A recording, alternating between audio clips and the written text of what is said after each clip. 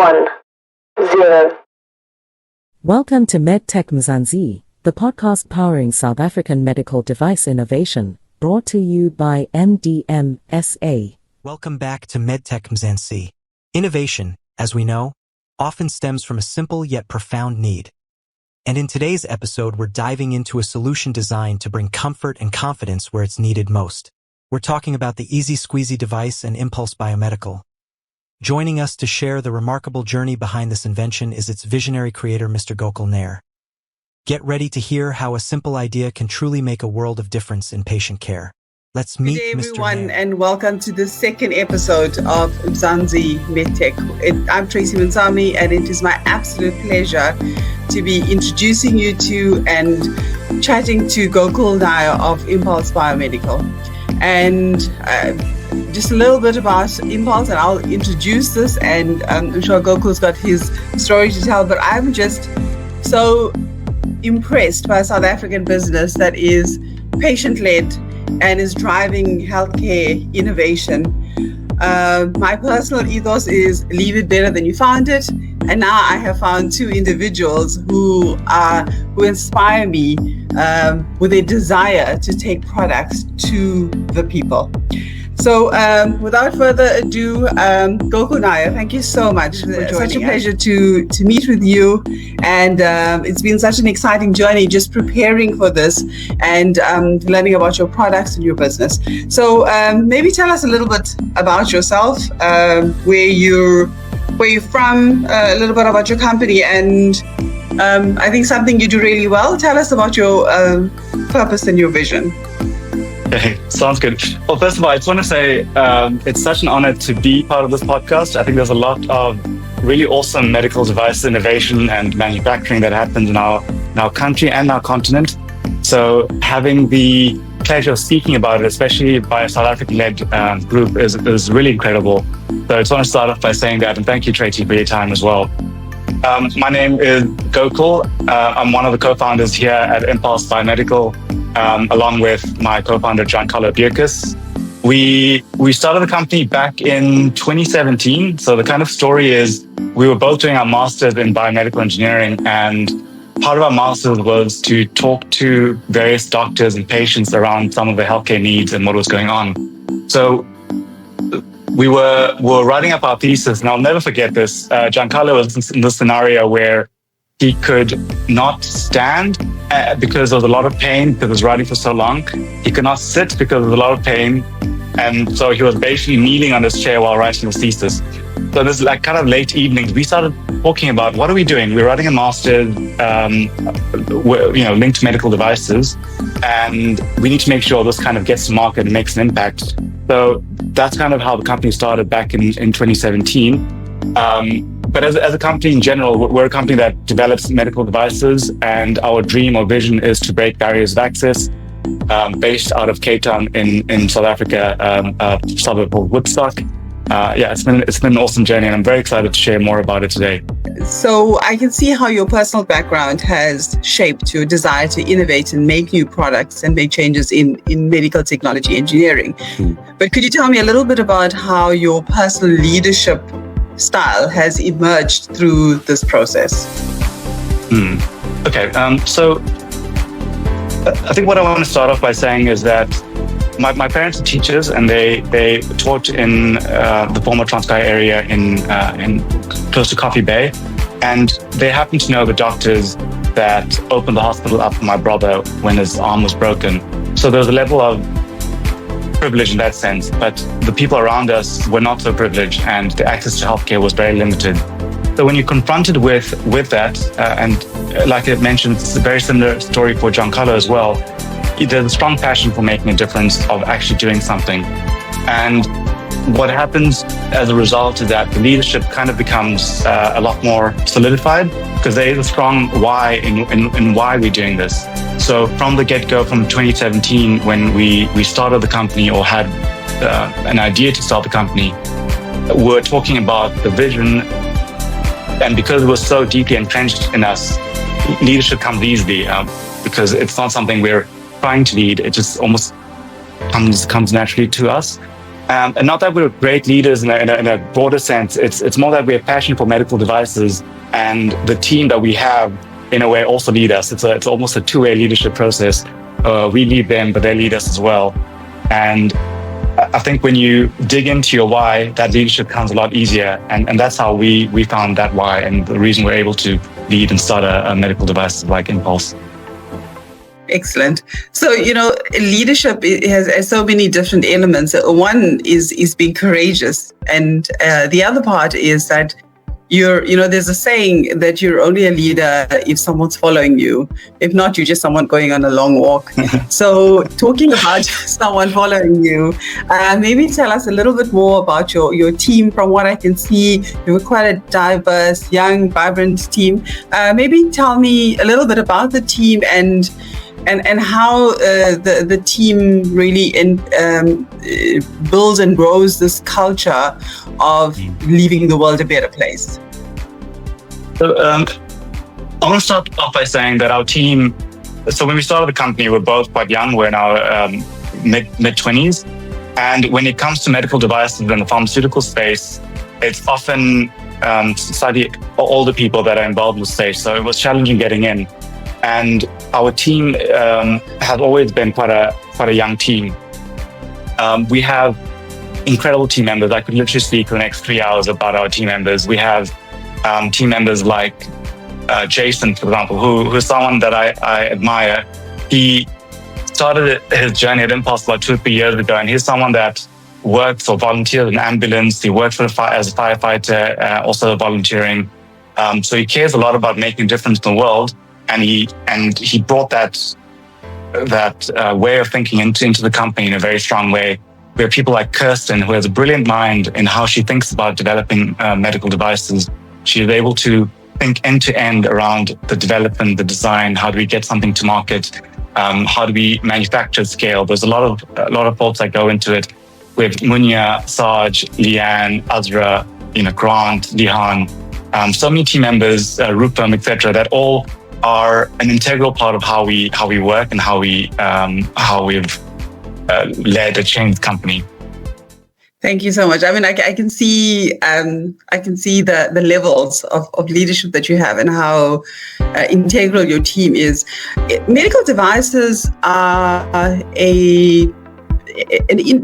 it's an interesting field because it's highly innovative and it's changing at a rapid pace. Yet you're within a very restrictive compliance space, and that takes a very specific culture and values. So what are the values that Impulse Biomed embraces that allows you to be both innovative and keep patient safety front of mind? So this culture has been, I think, one of the biggest challenges we've had to build, because when you think of medical devices, there's a tension between two aspects. There's a tension around a innovation mindset, which you can only innovate when there's a level of freedom and a lack of restriction. And because we work in a very highly regulated space, there's structure because you have to document everything you do, and there's a system, and there's all these standards you have to follow. So that tension around innovation and the regulatory requires a team to work with that structure, but still have a level of freedom to operate and do what they need to do. And building that has been a challenge, but something that we've been successful in doing. Of course, with ups and downs and hiccups, but that's one tension that we deal with.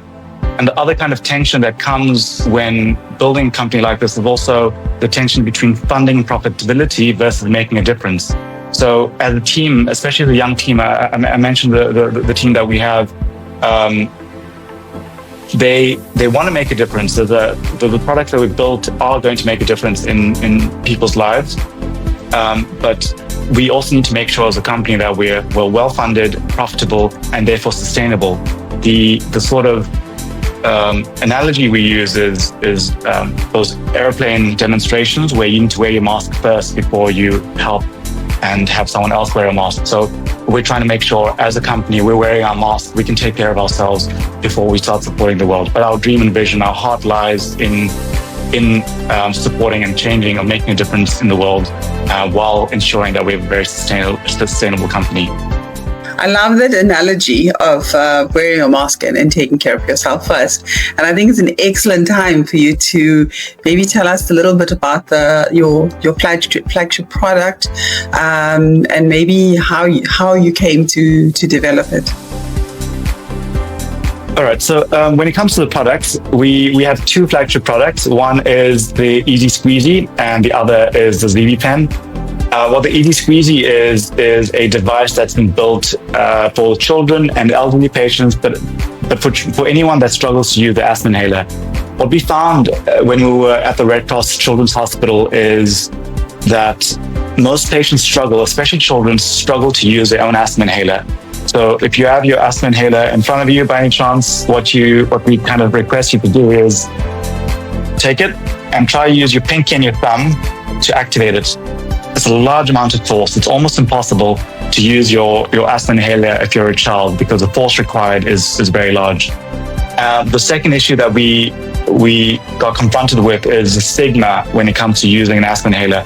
Children, around 42% of children don't want to carry their asthma inhaler because they are worried about getting bullied, they get made fun of. I think many adults that we speak to say when they were a child, they got told that they are weak because they use an asthma inhaler. So there's a strong stigma component to asthma, which is disheartening. And the third issue that we saw is that many asthma inhalers don't have a dose counter. So most patients have no idea how many doses are left. So we designed a very simple device, the Easy Squeezy. It's a globally patented device, a device that does three things. It reduces the force of activation. It reduces stigma because of its design, its colors, and the characters we've added. And thirdly, it has a dose counter. So how it works is that let me just quickly redo this, is that here's the asthma inhaler. You would put it into an Easy Squeezy, which looks like this. You pop it in, you would close it, and now, instead of using it up and down, you use it with the bunny ears here, and you push that. And what that does, it reduces the force of activation by 4. You can see the kind of funky colors on it and those characters that make it a lot more appealing for children to use. And thirdly, we have a dose counter that keeps track of doses. And that's our first product that we are very kind of excited about. And I do want to share a bit more of the why around the Easy Squeezy. When we started the company in 2017, I would basically depend on my brother. I was staying with him, and Giancarlo was staying with his girlfriend. We had a passion for making this company work, but we also have financial needs, etc. So I found myself house sitting, dog sitting, modeling, if you can believe it. And Giancarlo also found himself doing various tasks to take care of himself and to be able to sustain being part of the company. And we made the decision, we can't actually continue the Impulse. We probably need to close down. But we were in this process of speaking with children who have asthma. And this is why Easy Squeezy for us means quite a lot, is we took the Easy Squeezy and we were doing usability studies, talking to our patients now and the doctors around the device. And in comes a 6-year-old girl that has never been able to activate and use her own asthma inhaler ever in her life. And she uses the Easy Squeezy and for the first time in her life is able to use her own asthma inhaler. Her mom, who works 3 jobs, she has to come and help her child use the asthma inhaler when she needs it. So that means she has to leave work sometimes to go to school, help her child activate the device. The kid stays with grandmother, and sometimes the grandmother also struggles to activate the device. So then the mom has to then come to grandma's house to help activate the device. So there was a sigh of relief, and the mom was so excited, the child was so excited that she gave us both a hug. And she was like, this is such a cool device. So we looked at each other and we were like, this is worth doing. And we need to continue building medical devices, whatever that means for us. And I mean, for us, it's exciting that we were able to get over that hump and now have a more successful company. So that's all about Easy Squeezy, a device that we're very passionate about. And I can spend a bit more time about ZB Pen now, if that's okay. Oh, it's definitely. So the second product is a device called the ZB Pen. What we found is that most patients we initially thought only in South Africa, but after research, we realized it's a global problem. But most patients that suffer from anaphylaxis can't afford the standard treatment for anaphylaxis. So I'm sure you're wondering, what is anaphylaxis? They're the people that struggle with severe asthma and allergies. So when you consume an antigen, it could be a bee sting, it could be, for some people, lentils, for some people, peanuts, etc. What happens is that your entire immune system starts attacking itself. And that means your central nervous system starts shutting down, you start struggling to breathe.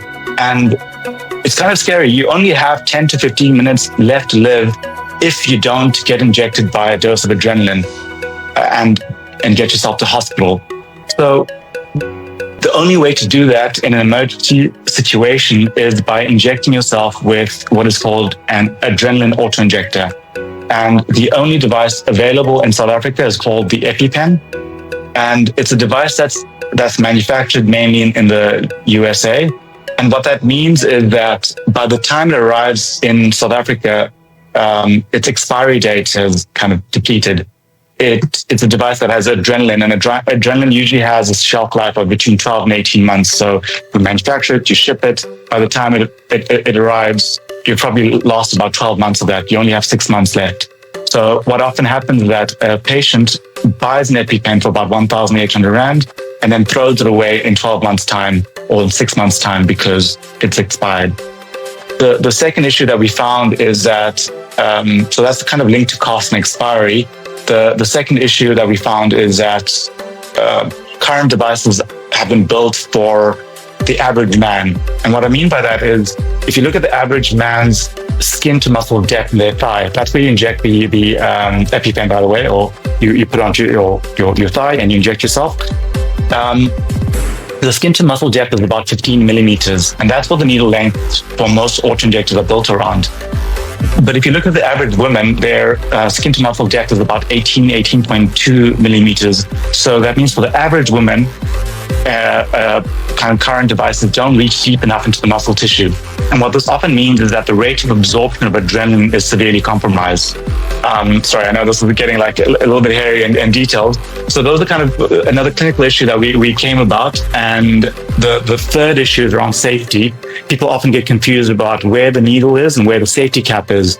And often people inject their thumbs instead of injecting their thumbs, instead of injecting their thighs. So we developed the EpiPen, which is the world's first reloadable adrenaline autoinjector. I mean, to be honest, it sounds like such a simple solution. Why not just reload the device? And it's something we've struggled to explain to people, but the device, which is the EpiPen, it has about 200 newtons, 20 kilograms of force locked in a small area here. So if you want to reload a device like that, you need to put quite a lot of work and innovation in ensuring that the device is modular. So we built this device that allows for that modularity, and that modularity allows for reloadability. Now, for the first time in the world, we have a device that is reloadable and therefore far more affordable. When a device or the adrenaline expires, instead of throwing away the entire device, all you have to do is, I'll just quickly demonstrate, all you have to do is open the device. There's a kind of a SIM card like tray thing. So you push it open, you open it, and then you'll have a cartridge and you replace it. There'll be 2 clicks. One to know it's been locked in, and a second click when you close it. When you demo it, you always struggle a bit, but there you go. Second click, and that's locked and ready for another 12 months. And what that means is that it's about 64 to 74% more affordable for patients. So the kind of story here, and the second part is, now that you can replace the cartridge, the needle length is actually adjustable. You can select a needle length that best or is most appropriate to you. If you're a more obese patient or a thinner patient, you can select a needle length that is shorter, and therefore that rate of adrenaline absorption is optimized. So that's the EpiPen as a whole. There's quite a lot I could talk about both those devices.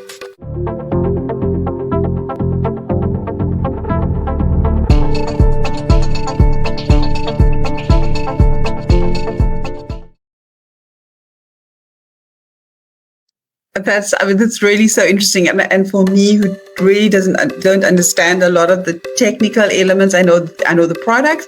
I think that you've done really such a great job of innovating with purpose. You know, a lot of a lot of people get into this space of innovate to innovate and let's make a new product because, new shiny, magpie syndrome. But I love the purpose behind your innovation, and I love that you are driven by costs. And by lowering costs, it was lowered cost to make it more affordable for the end user, not make it more profitable. And I get that businesses exist to make profit as well. But I would like to just segue into something else that came out a bit strongly from, talking about your product, is the sustainability element, that you're designing in for the future, designing in to use less material. And it's really refreshing to see this people, planet, profit concept come through in a very lived experience, from you and Impulse Biomed. I think you as a business have a lot to be proud of, and I think that you really are ahead in terms of innovating with purpose, because innovation is easy. It's easy to think of ideas. It is difficult to commercialize and make those products sustainable. And I really commend you and your business for bringing this product closer to the end user, both in the way that it's used and by making it more affordable. So maybe tell us now a little bit about those end users that you target, how you target, and how do they get to you? So, first of all, thanks so much for that, Tracy. That means a lot for us because when we develop the products, so I want to say that when you develop a medical device, especially from scratch, you always have to think globally because, there's regulatory frameworks you have to work with. And when we initially developed the ZB pen, we were thinking only of South Africa. So we developed it. We happened to get on Business Insider, and there was a lot of media hype around the device. And we went a bit viral on various platforms, but there was a post on Reddit that went quite viral. There was hundreds of thousands of views or tens of thousands of views and likes and comments, and which was a bit scary for us because the company and the ideas had just started. But what was very clear for us is that at that time we were thinking too narrowly. We were thinking about South Africa, and we were getting comments, feedback from people around the world, from the States, from the UK, from Pakistan, from India, from China. A lot of people saying, "Where is the ZB pen? Would love to buy it." So what we've built is something that we think has this global connection and this bigger kind of story to it. So who uses it, and what is your routes to market for these products? So for the Easy Squeezy, our initial thought was to build it for children. And again, I really believe in stories because stories kind of really paint a picture of what really happens. So I was going to Johannesburg for a trip, and I stayed with a friend's family, and his grandmother used the Easy Squeezy and also had this experience of, oh wow, I would love to have this device because I can't use my asthma inhaler. And we hadn't kind of thought about elderly patients, we're only thinking of children. And over time, what we realized is that Easy Squeezy is a device for all age groups, anyone that suffers from asthma. We're actually doing a market study in the States right now, and teenagers that are using the device, when they go on a run, they said using an asthma pump, it's a lot tougher when you're going on a run, but with the Easy Squeezy, it was a lot easier. So our initial target market is looking at children and the elderly, but we think it's a device that has broad appeal. So it's a device that we want anyone with an asthma pump to use with. And the reason we say that is that we've done clinical studies on the device that shows that, so what we did is that we gave 60 patients the Easy Squeezy, and then in 6 weeks, we swapped them over with just initially with a meter dose inhaler only, swapped them out with an Easy Squeezy. And what happened is that their lung function improved, their adherence rates was better, and they were a lot more interested and keen on using their asthma inhaler. So Easy Squeezy is for anyone with asthma, and we are looking at a global audience. We have CE marking for the device. That means that we have global or European approval for the device. We're currently working with a distributor in Australia, so we're hoping to get the device into Australia as well. There, by the way, we've talked to more than 2,000 or 3,000 different doctors in Australia that show a strong interest in the device. Also gives us a lot of excitement, not just a South African issue, it's a global problem.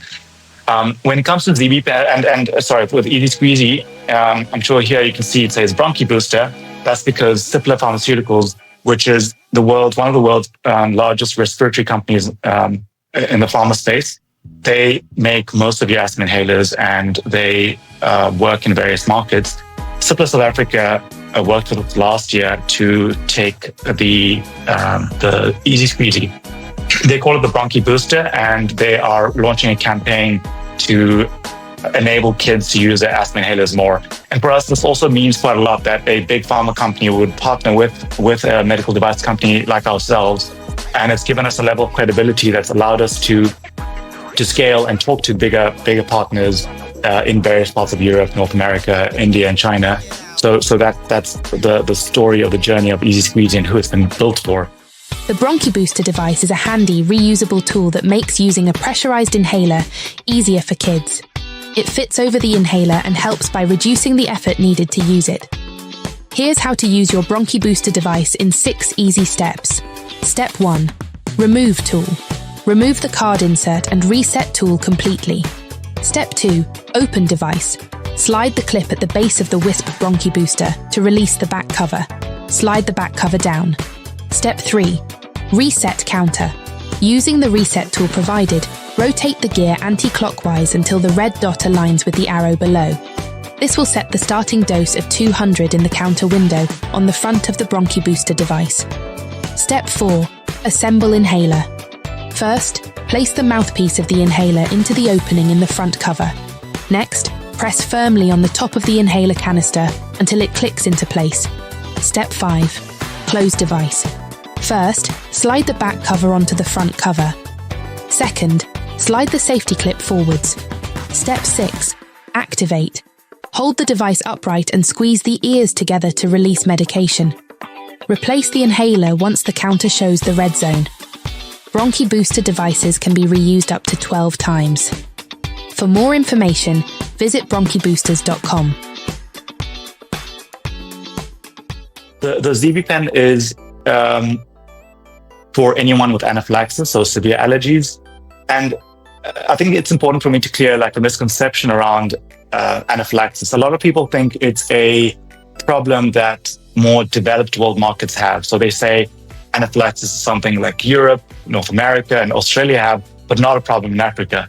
But when you look at the research, especially what's emerging, is what we're seeing is as people are shifting their diets to a more processed food diet, they receive less immunoregulating compounds in their diet. And what this means is that in Africa and Brazil and India, the rates of anaphylaxis are skyrocketing. It's actually very scary. We kind of worried that in the next 5 to 10 years, our continent will have a major issue when it comes to anaphylaxis.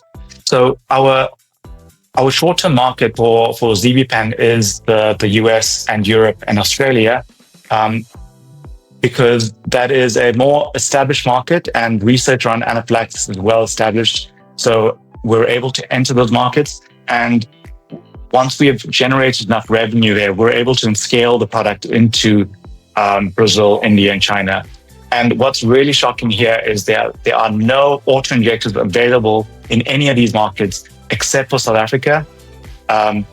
So any of the BRICS nations, none of them have an adrenaline auto-injector.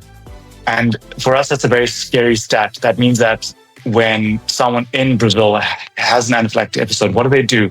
They probably take a syringe, open an ampule, take some adrenaline, try to inject themselves. And that's not a very safe way of doing it. And we're hoping we can shift that. We hope that ZB-Pen becomes the primary mode of taking care of people with anaphylaxis. So maybe to summarize, both devices, we have global patents. We're trying to get users around the world. It's focused on asthma and anaphylaxis. Perfect. And in South Africa, is this a product that is sold to state and private, or is it just private? I'm glad you've asked this, and maybe we need to kind of clarify that Easy Squeezy, so far we've sold to Cipla, and Cipla are in the process of rolling out the device. They'll start rolling it out from October this year. We are currently in talks with various partners to roll it out in independent pharmacies In the next, by mid-September, we'll also have an online launch. So please do stay tuned and order an Easy Squeezy for your child or for yourself or someone that has asthma. So we'll launch it later in the year. So it's not available right now. ZB-Pen, we're in the process of raising funding to complete the development. The device is done. We've done clinical trials. We have successfully been able to inject patients with a device. And we have, from a clinical point of view, comparable results to what exists out there. However, the usability is better. We saw that the results show better safety as well. We are raising funding mainly for this component. So this component is the cartridge that needs to be filled with adrenaline. Looks like a very simple thing, but no one in Africa fills a cartridge. So we're kind of in this scenario where we were working with a company in Port Elizabeth to see if we could fill cartridges there, but it requires a high capital cost. So we're raising funding to either fill it in Port Elizabeth and be one of the few cartridge fillers in the country, or with the partner. The partner will be one of the few cartridge fillers, or outsource it to another country. So it's something that we're working on, and we're hoping to get ZB-Pen into market within the next three years or so. So 2 to 3 years, what we're aiming for. But to be clear, it isn't market yet. It is something we're in talk with, and we've had a lot of partners assisting us and guiding us through this process.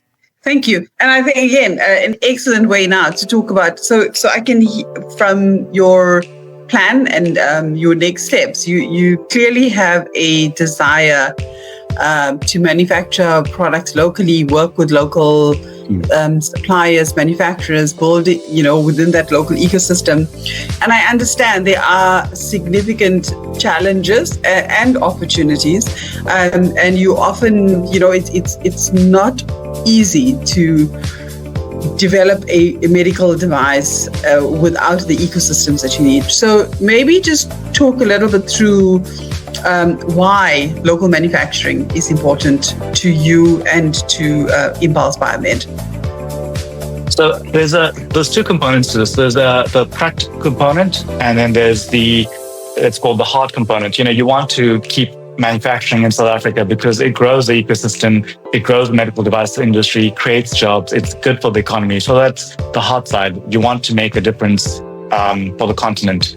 But when you look at it from another practical angle, manufacturing in Cape Town for us was also a very practical decision. We found a very good manufacturer called UVT. They used to be called UV Tooling. They partnered and worked very closely with us to injection mold and manufacture Easy Squeezy and ZB-Pen. We couldn't have done all of this without them.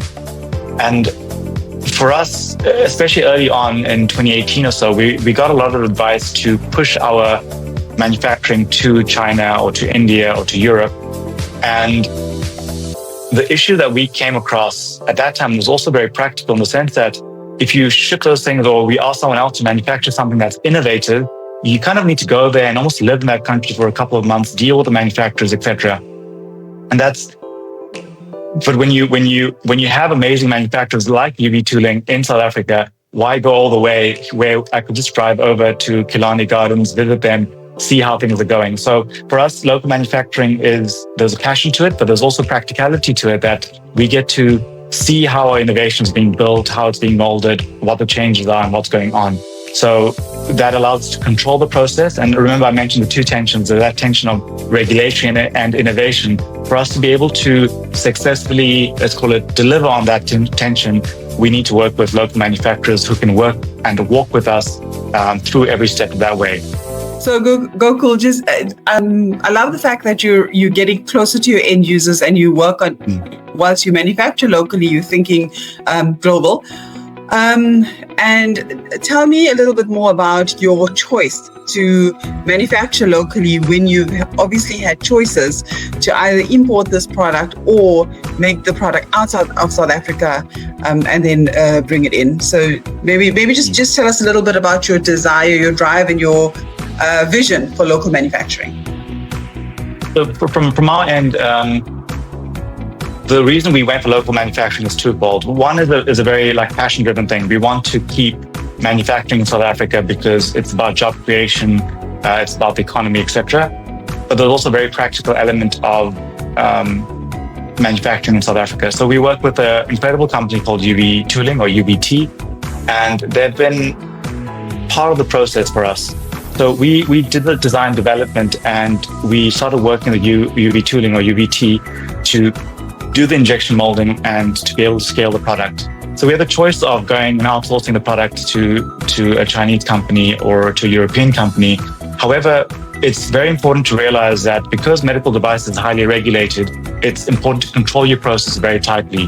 So when you work with an external manufacturer that's in another country, you can't control that process, and that control and that quality then goes away.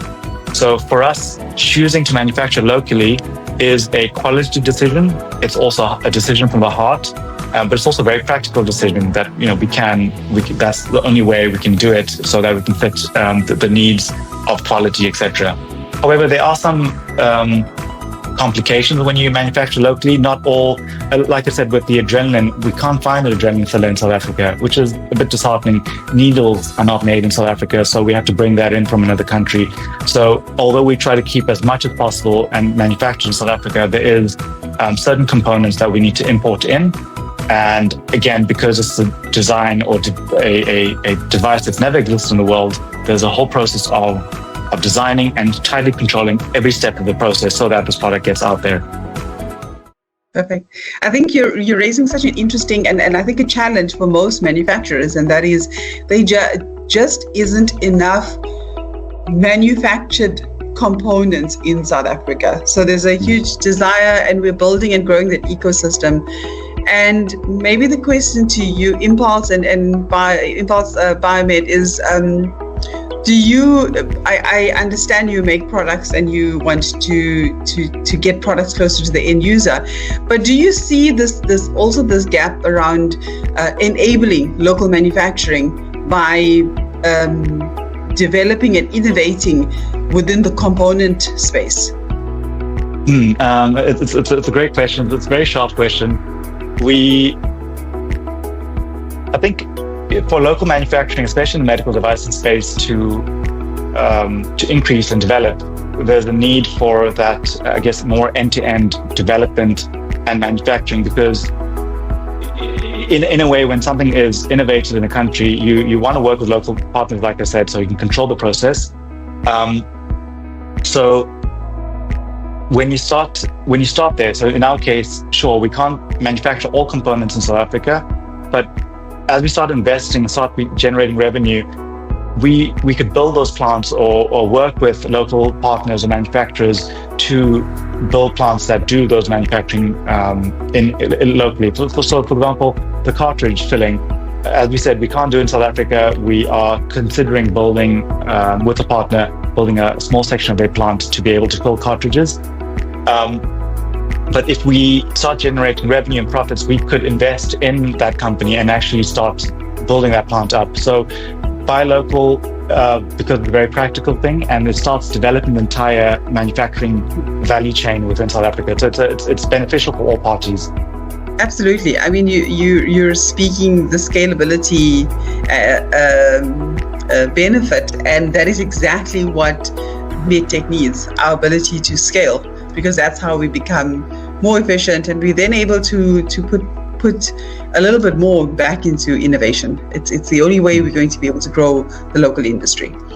So I'm really, really enjoying this interview, but I'm sure that you'll also have to go make new products. So maybe tell us a little bit about your future plans, what's coming next, both for you and for Impulse. Thanks, Tracy, for the opportunity to talk about that. So this is the fun of having a youngish company, is that there's so many new ideas coming out. We have Kirsten in our team that's built also world's first auto-injector that we haven't patented it yet, so we're still working on the process of it, but it's going to be a revolutionary device that that allows us to inject not just intramuscularly like ZV-Pen does, but also subcutaneous injections. We could do different viscosity drugs, etc. So that's the device that we are in development, or we're working towards. We have a first prototype ready, and we're in the process of patenting it and hopefully getting that out in the near future. And in terms of Easy Squeezy, we have a interesting development that we're working on is getting rid of the mechanical dose counter and moving towards an electronic device. So what we're seeing in the industry, in medical devices as a whole, is there's a need in adherence control. So we need to make sure patients use their device. So an asthma inhaler has been around for like 50, 60 years. And the issue right now is that most kids, elderly patients, people with asthma don't use their asthma inhaler. So we're busy building an app that will have an IoT system. So basically a system that device that speaks to the phone, and that system will then speak to the doctor. So the doctor will be able to say, all right, I know this Tabo has used his device when he was in the playground. It worked, it didn't work. Or he used the right drug, or etc. So we're trying to look at that entire value chain around how people buy the device, do they use it correctly, when do they use it? And that data becomes very important for everyone who cares for that patient. So that's another idea we're working on. But at the same time, we're also trying to focus ourselves and not get thrown up by all these ideas. We're focusing on commercializing ZV-Pen and Easy Squeezy right now. And once that's done, we are excited to start bringing out new products. We have many ideas. We have many doctors that reach out to us with new ideas, and we do want to start innovating and building those. Tell me, where can we find out more about you, Impulse Biomed, what you're doing next, your website, Instagram? Tell us a little bit. So we have a website, www.impulsebiomed.com. You can find our information from there. We are working on revamping our LinkedIn. So you can also find us on LinkedIn. We'll be posting more company updates, what we're doing, etc. Our Instagram is not quite alive yet, but our two functions right now is our website, LinkedIn. And also please feel free to send us a message via the website. Please show your support, because for us, that means a lot.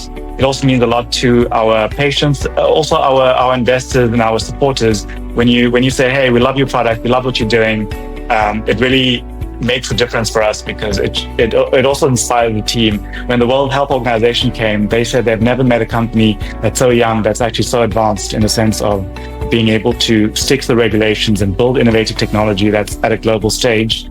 And that comment we shared with the team, and everyone was smiling ear to ear, because sometimes you feel a bit isolated working in South Africa. MedTech is quite a small industry here.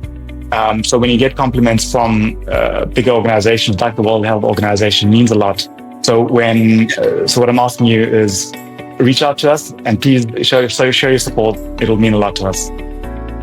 Perfect. I'm sure there are going to be many people after this reaching out to you for various reasons, but it might be to develop for them, and might be just to say, we're so glad that you're stuck with your journey, because someone's life has been changed. It's been an absolute pleasure talking to you, and I feel very inspired to go and probably create some device of my own right now.